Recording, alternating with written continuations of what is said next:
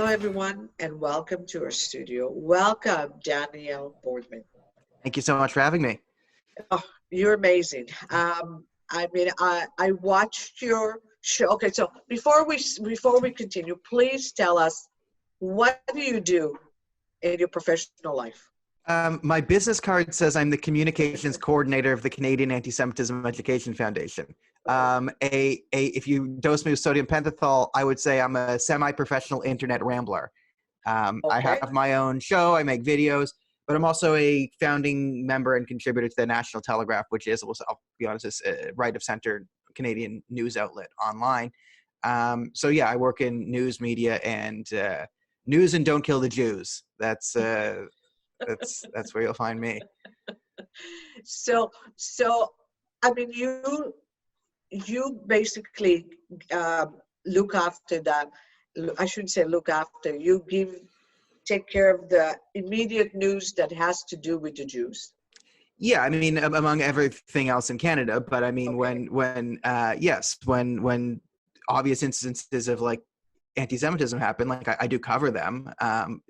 It is ridiculous that something like, the food vendors or the Jews are our dogs, it only gets play in Jewish media.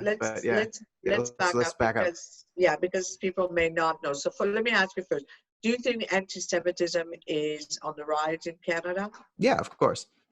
We keep hitting #1 in the hate crimes dossier every year. We have the Al-Quds Day March. You see it. I mean, people are pretty open about, putting signs up that bar Jews from their stores and chanting stuff against Jews openly in the streets. Okay. So let's talk about the Foodbender, because for those that don't know, Foodbender is a restaurant on Bloor Street downtown that had very anti-Semitic rhetoric and actually a sign. I mean, they ran the whole gambit. I mean, Foodbenders is what everyone was focusing on now, and Foodbenders, I want to give some credit to the Jewish community here. It's done some work. I want to give zero credit to any of the Jewish establishment. They've done no work. I want to make that clear. But for about a week, I saw people within inside the Jewish community were bringing to light what Foodbenders is doing. This is sort of, it takes a whole week before B'nai B'rith, CJA, or Hillel, or any of the people who represent us decided to care. But what Foodbenders was doing is, during they were part of the social justice protest, George Floyd, all that. They put an F the police. I'm not sure how much swearing is on, but they wrote the whole thing out. And then they started to sort of go down the whole far left rabbit hole. And then this eventually got to the sort of Free Palestine thing where, you could say, people are allowed to have their opinions. They can say whatever they want, that's okay. Yeah, the problem is it got to, they were open to non-racist shoppers, and then they put up hashtag Zionists not welcome. Right. So now you actually have, now we're not going to bar Zionists. So, I mean, people are making the argument it's clearly illegal commercial discrimination against, if you want to say a religious group or a nationality, you can make one. I mean, a group of people, period. Yeah. But I'm just making the point that, yes, it's a protected under Canadian law. So this is a violation of Canadian law. I mean, and then if you go on the Foodbender's Instagram, you see she runs a slew of all the, classic anti-Semitic tropes, but she substitutes Israel and Zionism in at the right times to it. So she has like the thing where like America is the Grim Reaper and Israel is like the scythe on the Grim Reaper, and they're knocking down doors to, Syria and whatever. All the countries that America actually didn't invade or Israel didn't go into, the blood's on the Israeli thing, and they're about to do it to Venezuela or whatever, some, nonsense propaganda. Hold on then, but that's not illegal for her to say.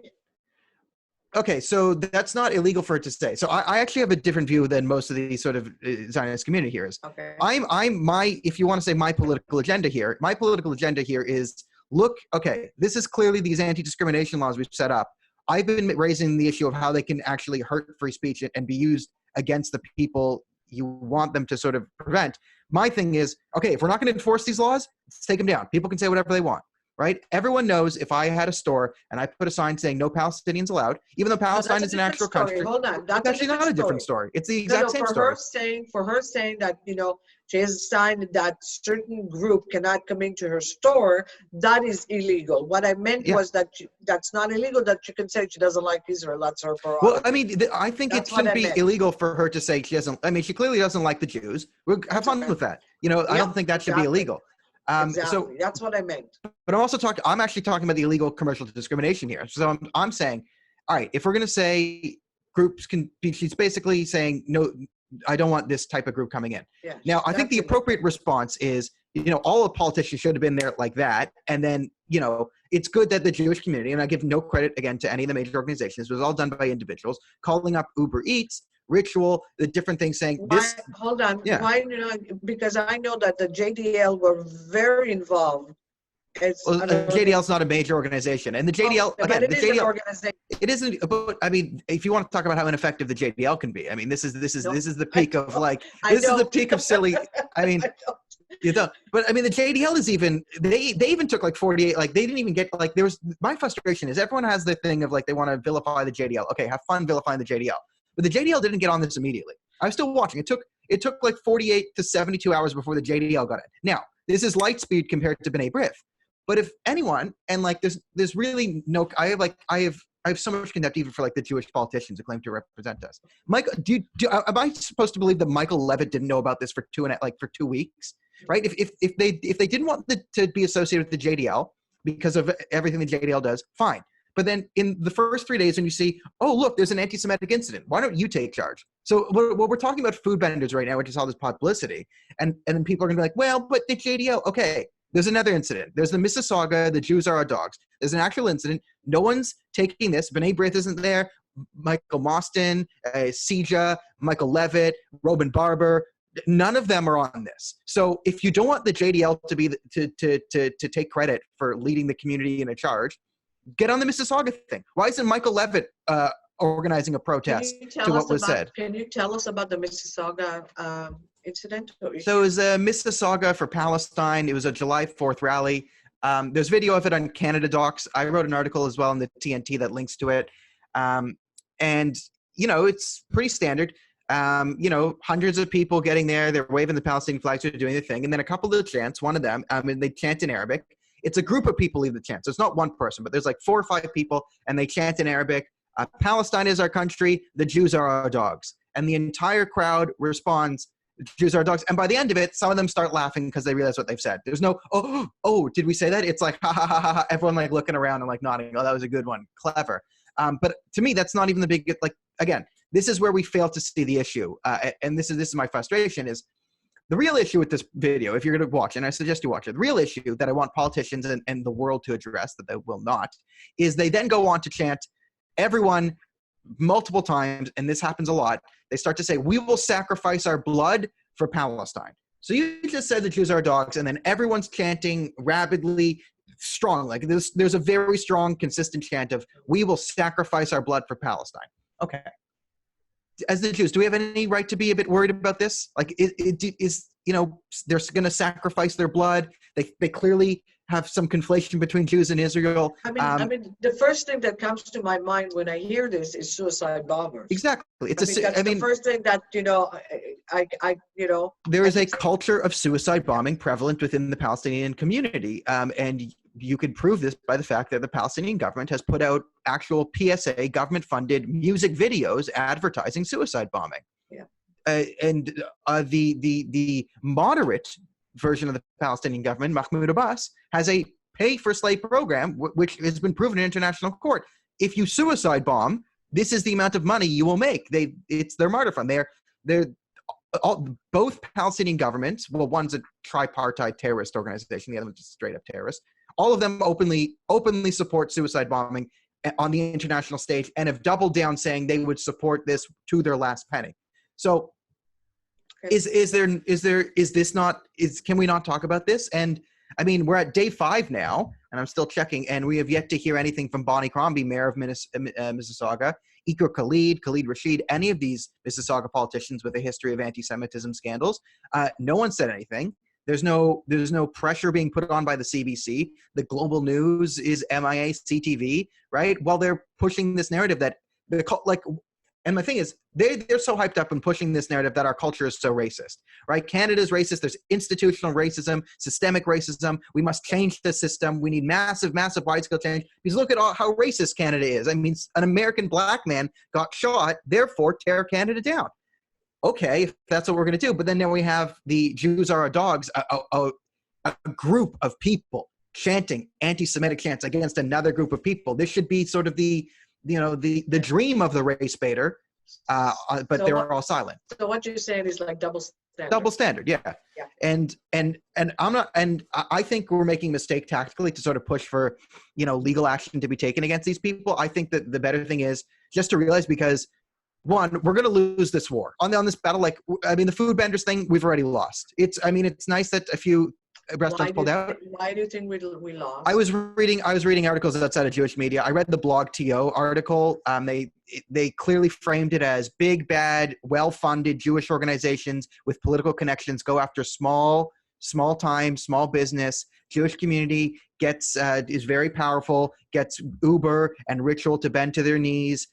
This person, and they start to quote, she said, there's Jewish people who support me. No evidence, but there's Jews who support her on this. And then they start to quote Palestine House, saying we must, this is very concerning from Uber, right? It's a balance. There's two sides to this. So, and But is it okay to ban, is it okay to ban from the restaurant, a group of people? Morally, no. I think legally, I think we just be honest and say, okay, you can put no whites allowed, no blacks allowed, no Jews allowed on your store.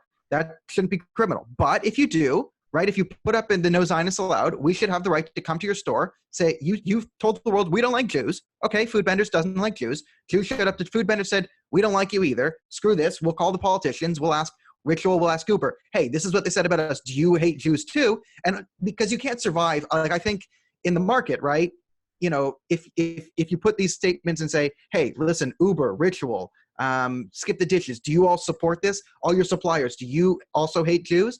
And then you go after their business too, they'll go out of business. I just don't like, I don't like the law, the police. I don't like the concept of someone said something about the Jews that we don't like, or someone is criticizing Israel, let's call the police. I don't think that's the way to go about this. I think you're already getting, again, the Jewish community is already doing a job of calling her suppliers and saying, hey, do you support this? And I'm fine with that. That should be, the punishment for commercial discrimination should be commercial failure.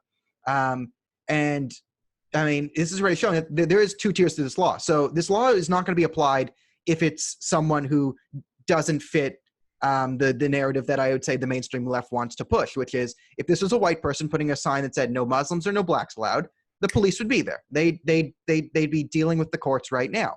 If it's a far left person who's saying stuff about the Jews, there's no courts here. So let's just even the playing field. Let's understand, if we're not willing to enforce these draconian hate speech laws in every instance, let's just repeal them before they're used against someone like us who brings up, he's like, we're more likely to run in afoul for the law for criticizing the Mississauga for Palestine protests, and I'm more likely to get a lawsuit against me for going after all the radical organizations that will then come in to back food vendors and the protesters screaming, about the Jews. I mean, the one they're quoting, Palestine House, Stephen Harper defunded them because he said they had a pattern for a history of supportive extremism. However, since Trudeau got back in, Iqra Khalid started giving awards to people there who had openly supported terrorism. And none of these people can say, saying Jews are dogs is bad.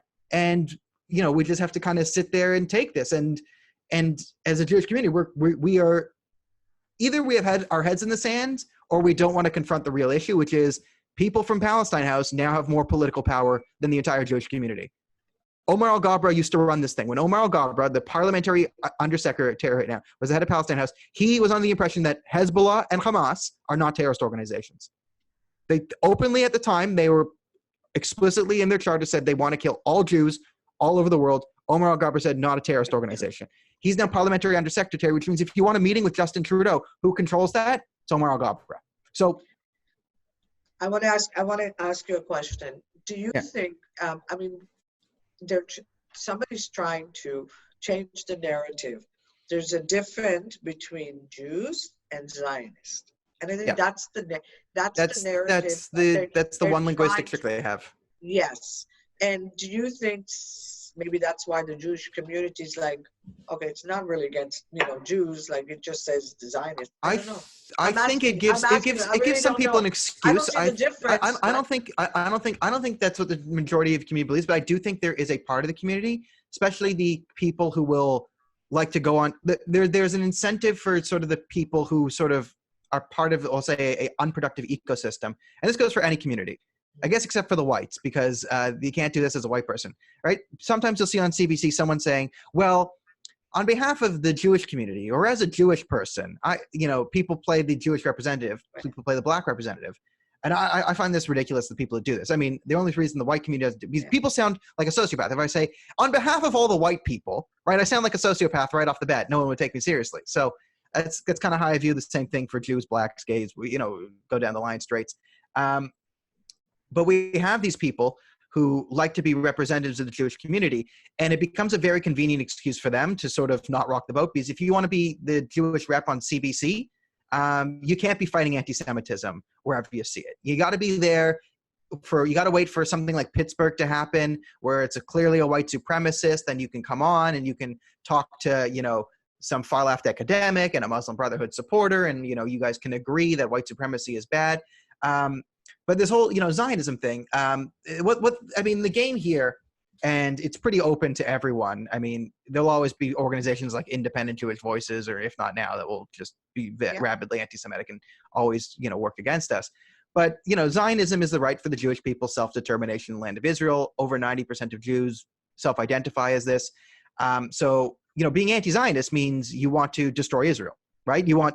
Israel has no right to exist. Okay, fine.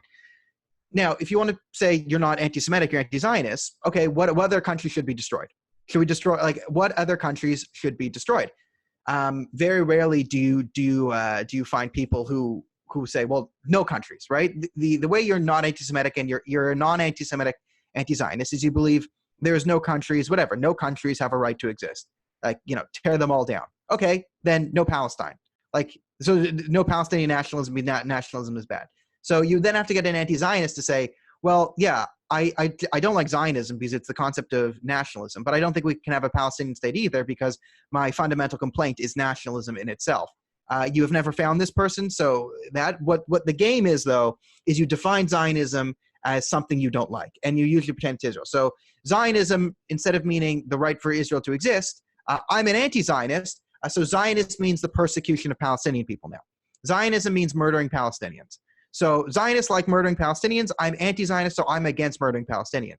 So what you're doing is you're redefining terms to sort of fit your argument. It's highly dishonest. Exactly. They're changing the narrative. Yeah, that's what I see. And commonly, the way you define anti-Zionism or Zionism usually fits along some classical medieval anti-Semitic tropes, which is like sort of the double dip. I mean, I'd say over 50% of the time, this misdefinition of Zionism usually piggybacks off of some anti-Semitic trope. So that's kind of what we're talking about. And, my thing is, and I have this, and I sometimes I still have some left-wing friends, and, I'll just sort of bring this up. It gets no play, but they like talking about, we need to talk about allyship and how to be partners and fight racism and whatever, and we need to listen to people more. So I'll be like, okay, cool. As a Jew, here's the statistics that we're the number one recipients of hate crimes in the city. I'm under the contention that there's a deep-seated amount of anti-Semitism mixed up in the anti-Israel and sort of pro-Palestine movement, and it's leading to violence against Jews. Will you work with me as an ally to help cull the anti-Semitism out of the anti-Israel movement? Radio silence. Like radio silence. If you ever get someone who's, we need to work together we need to listen to POCs and minorities and, transgenders and all this because we have to understand the world like them. Then you go, okay, cool. Number one recipient of hate crimes here. I think there's some anti-Semitism inherent in this far left movement, Exhibit A, Exhibit B, Exhibit C, and then all of a sudden no one's willing to help you. So do I want help from the radical left? Actually, no. I think it makes you weaker. I don't think it helps anyone. I think if the government were to help the Jews and with some government policies, they'd end up just screwing us over. Maybe some of the organizations would scrape some bucks off of it in a sort of corrupt scheme, but like the government's never going to help us.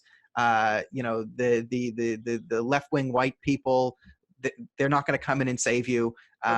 So Daniel, what do you think the answer? I mean, what do you think the answer would be for the Jewish communities in Toronto, in Canada? What else should they do? They need to be more tenacious, in my opinion. Stop giving your money to any major Jewish organizations. Let them know that they're failing you, and until then, you won't fund them. So, number one, you have to do is stop funding the major organizations. They're doing nothing. They're actively undermining us. Be a bit more tenacious. Hold on.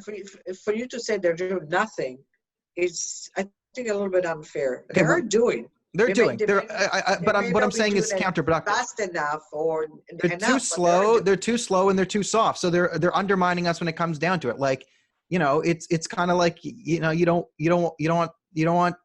want someone who's not good enough on the field to play. Yeah, but if we don't have some organization to speak on our behalf or to do something, what are we going to have? We'll have us. I mean, there'll be something to fill that void. We're not even united, Daniel. Listen, I'm calling for desperate times and need desperate measures. My thing is, someone will eventually fill the void. Someone will want to get a Jewish, thing. And I'm not saying but I'm just saying we need to stop funding these organizations because they will start to react if their funding is taken away. We don't need four. B'nai B'rith, Simon Wiesenthal, CIJA, Hillel, UJA, way too much redundancy. Hold out the funding. One of those five should earn it. Make one of the five earn it, because the fact that when B'nai B'rith when Doug Ford takes over a week to say, yes, this discrimination of food vendors is bad. And then B'nai B'rith goes, oh, thank you, Massa. Thank you, everyone. Look, we got Doug Ford to say being an anti-Semite is bad. Look, 2 weeks later, John Tory said anti-Semitism is bad. Praise to be John Tory. Oh, John Tory, thank you. Their immediate reaction should have been, you're an anti-Semite. John Tory, we counted 14 days to say something. You're an anti-Semite. We're calling on Bonnie Crombie. She hasn't said anything. Bonnie Crombie's an anti-Semite by enabling this. We know she knows, and the fact that she doesn't say anything, she's an anti-Semite. This is what the anti-Israel organizations do. They just go hard. They go hard, and then when you come at them, it's not enough. We are so weak as a community, so weak, and we are led in our weakness is it weak, or because I hear people too. Yeah. I don't know if it's so much weakness as a lot. I can tell you about, especially the Israeli community. They just don't care anymore. They just, okay, again, what else is new? It's like almost a joke by saying, what's the difference? They're going to blame us at the end anyway. I think they're just. No, I think there's a sense of apathy. There's a sense of apathy. I think there's a lot of things. There's an apathy. There's a cowardice. There's a denialism. Which is wrong. I'm not saying it's correct. It's wrong because I think we're sleeping. But they're just tired of always being blamed, always being after. They just don't care anymore.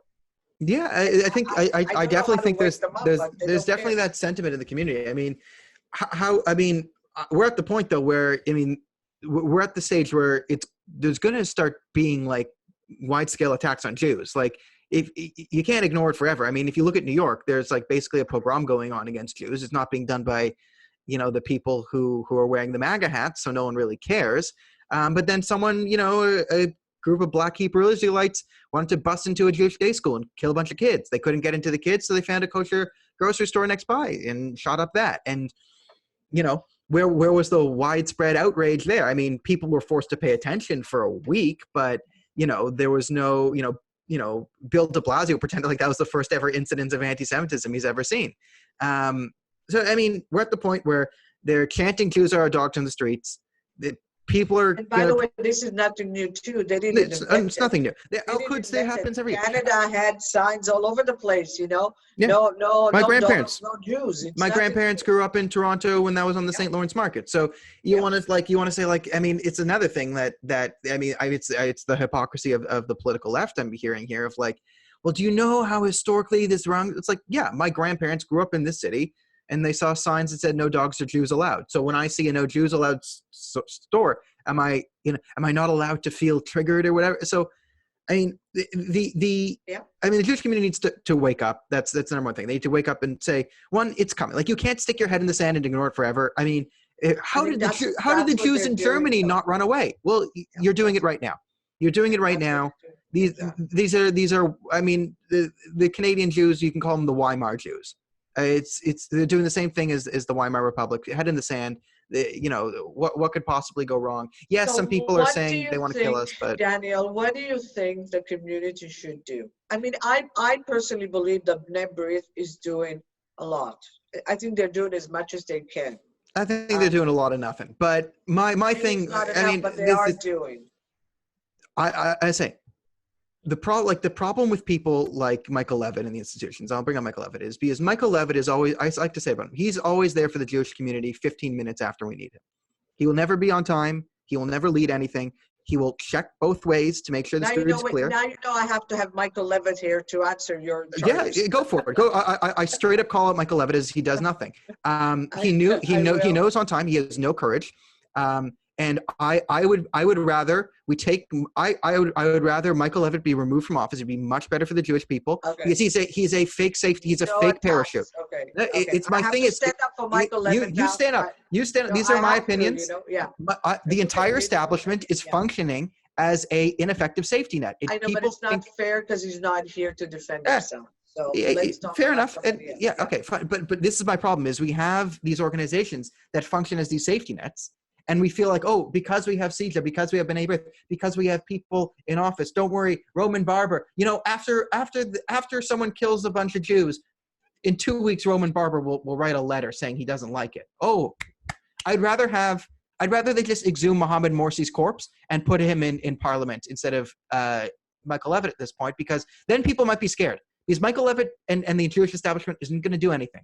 I might as well the community wake up and realize there actually is no help. Like in this food vendors thing, you see the only good things that are happening, the only time there's action is being done is when you as an individual do something. This is the story of how Israel got built as well. The Zionists, like if you look at the beginnings of the Zionist movement, they took it to the rich. They took it to the heads. Like they took it to the Rothschilds originally and they said, no, we're comfortable. Then they took it to the religious establishment. They took it to the rabbis. They were too comfortable. They said no. It was only when it got widespread support from the community, then did the people who were complacent in society and the organization sort of jump on and then add their names to the movement. But Israel would have never got built if it wasn't for the people. And anti-Semitism isn't like nothing's going to happen in anti-Semitism if you believe that a politician or one of the major organizations will do anything. So what you're saying is that we the people. It's we the people. We the people. If instead of giving $50 to a Jewish organization, spend $50 worth of your time doing Jewish activism, give us an example. You can right. So food vendors happens. Email. You can either show up to the protest, or you can. I mean, personally, I write stuff about it, but email Ritual all their contacts. Say, put the thing in. Say this is a story. Like they say there are no Jews allowed. Are you going to support this, or are you going to go against this? Because I'm not going to buy business from you. Like this is how you use your market power. Hold on, Daniel. I want to say something about the food vendor, and I want to say something to our community. That if we don't stop this food vendor completely, it will happen again with other restaurants, and you'll start seeing it around town, because if that's allowed, so does everybody else. That's the only way I can see that we need to stop it and get involved as individuals, because if they don't stop that restaurant, if one restaurant feels in Canada that they can get away with saying we don't allow a certain group, then we're done. It'll happen again and again and again. And you have to go back and understand that Canada is a racist country. You can't say it's not. As much as we're diverse, it stemmed from colonism. It's there. And I mean, not many years ago, about 7 years ago, the government of Canada said, no Jews, it's too many. So we got to be on guard.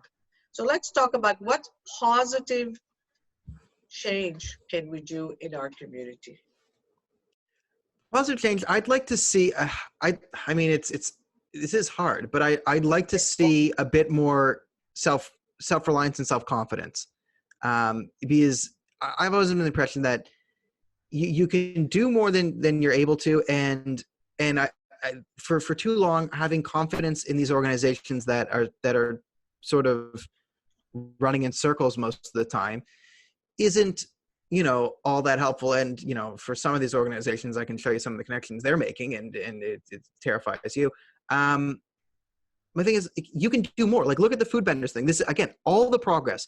Like, this has been the greatest victory for the Jewish community, and it's because it was, I guarantee you that, like, B'nai B'rith wasn't on the phone with Uber and whatever, like, and all the contactors, like, doing this. I know that I wrote to a few of those. Of course, I wrote a few. Yeah, you wrote. I wrote. I made some videos. I pointed people. Yeah. I'm holding a counter to when will Bonnie Crombie say that chanting Jews are our dogs is bad. We're at 5 days now.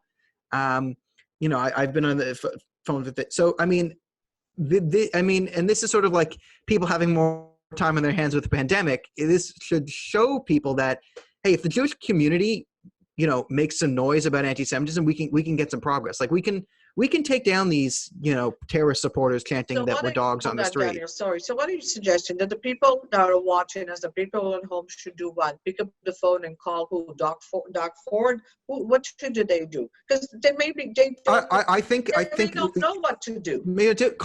I would say put commercial pressure on food vendors. So if you see all the people advertising food vendors, that's who you should put pressure on. And then you should come out and your public statement should be, it took politicians this long to say commercial discrimination, they're anti-Semitic. Doug Ford, I don't care. Yes, he's less anti-Semitic than Andrea Horvath, who hasn't weighed in on it yet because NDP. But as far as I'm concerned, taking a week to say anti-Semitism is bad is an indicator of anti-Semitism. Doug Ford, do better. And then if you get things trending, get on Twitter. Doug Ford on Twitter should trend Bonnie Crombie's an anti-Semite. Bonnie Crombie's an anti-Semite, and then when she gets into it, and then when she says, oh, this, you have to nail her down. Why did it take you 5 days? Why did it take you 5 days? It's on video. Clearly, are Jews dogs? Yes or no? Should we? And then keep pushing. Keep pushing. Do what the anti-Israel groups do. Keep pushing. When you get Bonnie Crombie to say anti-Semitism is bad, say, okay, what about sacrificing your blood for Palestine? Is this terrorism? Is this terrorism chance? I want to know, what does Bonnie Crombie think about this? What does the organizations, all right, Mississauga for whatever Palestine, sacrificing blood for Palestine. Is this a terrorist chant? Are you supporting terrorism? Palestine House, you're weighing in? Are you guys still supporting terrorism? Go after these people, right? And the fact that we immediately bow down to politicians when they can take, Bonnie Crombie can take 4 months. Should take 4 months, and then when she comes and says, I've just been told that this happened, and I think it's not good. B'nai B'rith, CJA, UJA, Hillel, all the useful idiots in our community will be like, yay! Oh, wow, Bonnie Crombie, what a hero. It's ridiculous. But I mean, you keep mentioning Hillel. Hillel is a student organization. They get $1 million now from the Maccabee Task Force for activism. They haven't done anything with it. So Hillel is now being paid $1 million for Jewish activism. They don't do any on campus. And I actually have stories of Hillel actively stifling Jewish activists on campus. I know. So, I remember the Lauren Isaacs. So I've said it on the air. So yes. Yeah. So, I mean, no. I mean, I'm not going to spare these organizations that. I mean, I'm going to go after the people. There are people who are obstacles to the well-being of the Jewish community and fighting anti-Semitism, and some of them are Jewish organizations. And it's not like they're intending to be anti-Semitic at Hillel. Hillel's problem is their extreme cowardice is preventing them, and it's causing them to prevent others from standing up for themselves. And it needs to be addressed. Do you think some of those organizations are just trying to be politically correct? Yeah, and it's cowardice. They're trying to stay, in favor, of whoever's in government, because they don't want to go against the government, because they need the government. I think they're being politically correct, but here's where it's different for Jews is at a point you have to realize that part of modern political correctness, as we've clearly outlined here, is part of modern political correctness is anti-Semitism is okay if it comes from certain people. And that's part of the narrative. And to just bend over and go along with that because you want to keep your political aspirations alive, like, well, sorry, then you're a hindrance. I mean, modern political correctness culture, the culture of political correctness is a big fueler of anti-Semitism right now. And if you're a Jewish organization and you're not fighting against that, or if you're tacitly accepting it, or even playing a part in it, like a lot of the major organizations like to do, well, then you're in the way. And, we're never going to, this isn't like with the current system in place, like, again, the definition of insanity is trying the same thing over and over again and expecting a different result. So with the same leaders of this community and these same major organizations doing the same things, when we have incidents like this coming more and more frequently, Al-Quds Day is every year, right? Expect similar results. So I'm not going to pretend that Hillel isn't an obstacle to fighting anti-Semitism right now when they are.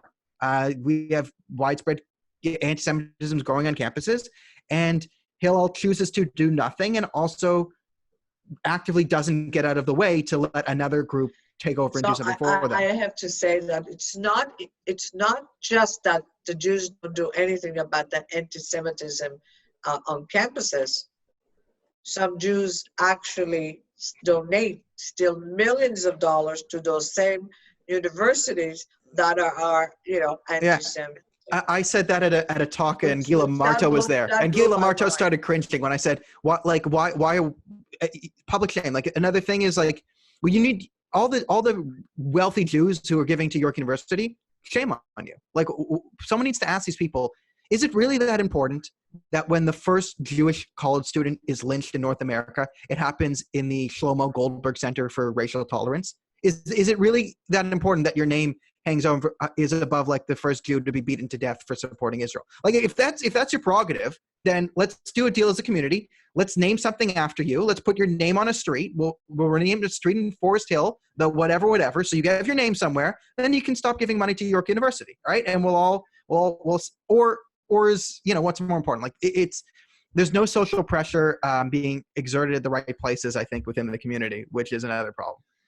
So, Daniel, what do you think the answer is for the next year for us? Like, what do you think? What are your thoughts for like this community, the Canadian community, for the next year? Everything's kind of up in the air. I mean, you kind of hope that with COVID, something new comes out of it and it's better. You kind of hope that maybe a bunch of the small organizations that actually do activism and have been working together, they can kind of merge and create a new major organization that does something for a bit. You kind of hope that it would be good if a lot of the major Jewish organizations have some serious financial trouble, then withholding funds withholding funds in exchange for them to do actual activism would put leverage. Like, I guess people work at CEJA, but like, we need to, like, anti-Semitism is a problem, and one of the problems is the major organizations aren't feeling the heat. They don't feel like, they feel too complacent. And if they were to have some major financial trouble, that'd be a great thing, because then it would take a few donors who could say, I usually give you like $1 million a year, but I don't like the way you're handling this. And why isn't Bonnie Crombie saying anything? And why aren't you here? And, CEJA, like, if you want to go through CEJA's things, like, why are you with this organization, this organization, this organization? Why are you supporting this guy? Like, I have a whole file that when CEJA eventually disowns me of like, well, here's all the extremists that you've been meeting with in the last 3 years.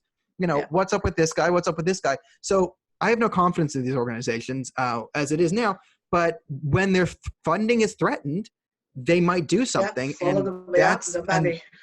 if you're one of the wealthy Jews who gives to these organizations, you have so much power right now. Threaten to withhold funding until you get something you want. Say, listen, why are you praising Doug Ford for coming after? You should be slamming Doug Ford, calling him an anti-Semite. You should be calling John Tory an anti-Semite. Why aren't you calling? No, you shouldn't do that. You should, send a letter and explaining your position. Oh, no. We're past that. Like, you're not going to get anything done. You're not going to get anything done. That's what the Jews always do. We should have a one-on-one conversation with all this. No. We're past it. John Tory knows that commercial discrimination against Jews is bad. And he set the precedent. My thing is, John Tory and Bonnie Crombie have set the precedent with all their social justice talk. All the counselors at City Hall talking about how there's systemic racism and we're part of the problem if we don't do this. They've set the precedent that you're part of the problem. Canada is racist, and if you don't fight, you're racist too. It took you a week to do the Jews by your own standards. Daniel, our time is like really up, so I got to close it. I got to tell you that you're an amazing young man. Continue doing your good work. I think our problem is that our community is not united, and maybe we should. That's an understatement. And maybe we should learn something and be united, because that our being united will be our savior. That's my last thoughts on the Yep. subject. And Daniel, we'll have you on again. And I would Sounds suggest good. everybody to call the food vendor, and let's stop this right now. And if anybody wants the further information about food vendor, feel free to call me, and I will give you all the information that's needed. Daniel, thank you very much. Thank you so much for having me. Yeah, come back again and continue the good work. And thank you very much for watching, and we'll see you again next week.